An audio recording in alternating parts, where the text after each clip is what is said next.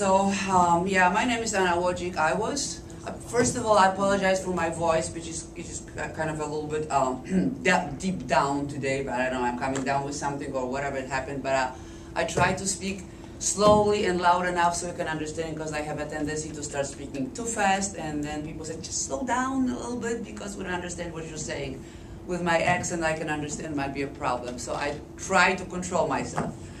I was born and raised in Poland, spent 30 years in Poland, and exactly the same time in here. I came to this country in 1980 when everything started changing in Poland. I grew up, my first 11 years I spent on a small farm on the east part of Poland, close to Russian border. And those 11 years living on a farm taught me being responsible and live really close with the nature and God, because we work hard to grow whatever we're growing, but also was 6, sometimes 7 days they work, but it was always Sunday to go to church no matter what. So I grew up with a strong faith and also hard work. Before even when I turned 11, because then I moved to a big city, when I was growing up in this small village, after the Second World War, we had religious classes in the school. We had crosses and everything, and it was taught in school. And when I moved to Warsaw to live with my aunt in a big city, that was a kind of shocking to me, because there was no process in the schools. We could attend classes, religious classes, but at the church. So religion was totally removed from the schools. That was designed by the government. I didn't understand really when I was younger what was going on, how hard it is and how much government rules our life. Basically, government rule our lives from a day one, when the day we were born until we died. You know, very rarely somebody was born at home. You were born in a hospital, but not in a hospital of your choice. They had the system that, like in a city, when they had, let's say, 3 hospitals in a city, and they had 24/7, 2 hours admission time. And even if you live close to the hospital you want to go to, you could not, because admission was across the city, so you had to go over there. And of course, they were never prepared to admit as many people as they should, so they just put people everywhere. Not enough staff, so people were dying and not being taken care of. That's how wonderful it was. When I was in the high school, I wanted to join the Youth Communist Party, because they were wearing red ties and white blouses, and it was very nice, because the rest of us, we had to wear uniforms. And that was the last time I spoke about belonging to a Communist Party. And believe me, I had a hard time to sit on my butt for a while. So it wasn't nice. Communist Party, we had one ruling party. It was a Communist Party. Not everybody belonged to the party.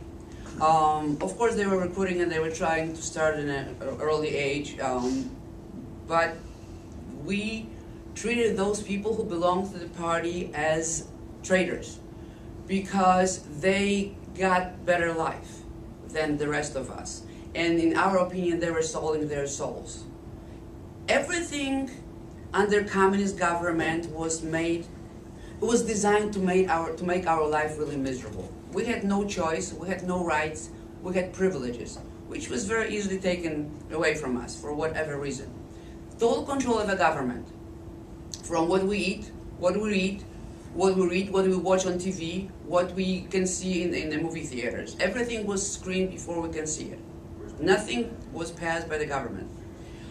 We lived in fear all the time. Being afraid of government and being afraid of police. They had rules, then they can pick you up from a street for whatever reason, just because they don't like you. And they could keep you for, I believe it was 48 or 72 hours. And they let you out.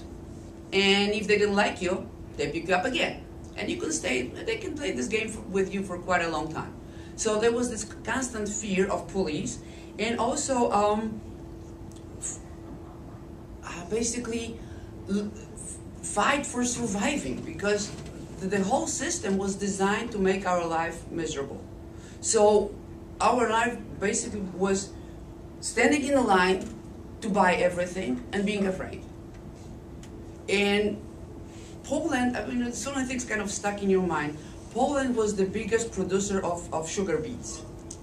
And it was not enough for people in Poland to get enough sugar for ourselves. So we're issued like a little stamps, for which of course, we didn't pay for the stamps, but we had to pay when we got a sugar. And it was a certain amount per person, designed by the government again.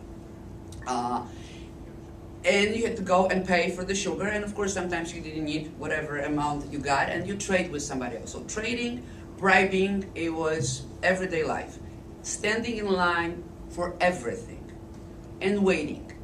Waiting and waiting for everything. For example, if you wanted to get your own apartment, because usually when you get married, you ended up living with your parents or your parents-in-law. It was impossible to get your place on your own. First of all, it was shortage, and also if you could find anything, it was very expensive.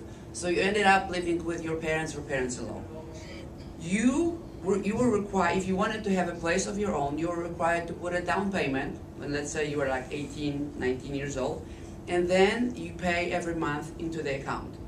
And they decided how much square footage you can get. You're a single person, all right? They put you on the list. You wait 10, 15 years, it depends. In the meantime, you got married, you have a couple kids, finally, you got a letter, you're gonna get an apartment, okay?